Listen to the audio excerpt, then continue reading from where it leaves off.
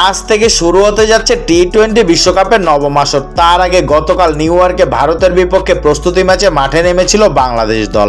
বিশ্বকাপের আগে যুক্তরাষ্ট্রে একটি সিরিজ ও 2টি ওয়ার্ম আপ ম্যাচ পেয়েছিল বাংলাদেশ, যেখানে 5 ম্যাচের মধ্যে নিজেদের তৃতীয় হারে বিশ্বকাপের প্রস্তুতিতে মিশন শেষ করেছে নাজমুল হোসেন শান্তর দল। ভারতের বিপক্ষে ম্যাচে নিজেদের পুরাতন সমস্যাতে আবারও ধরাশায়ী টাইগাররা। নিউ ইয়র্কের মাঠে বাংলাদেশের হতশ্রী ব্যাটিং প্রদর্শনী আবারও ফুটে উঠেছে।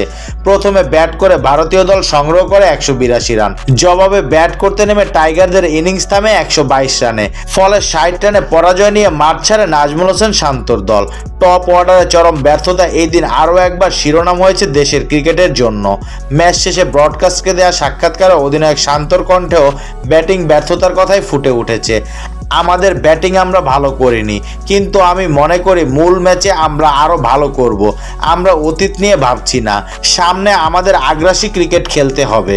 বিশ্বকাপে নিজেদের প্রথম ম্যাচ নিয়ে আশাবাদী শান্ত বলেন, প্রথম ম্যাচ নিয়ে সবাই উত্তেজিত, সবাইকে শান্ত থাকতে হবে এবং ভালো পারফর্ম করতে হবে।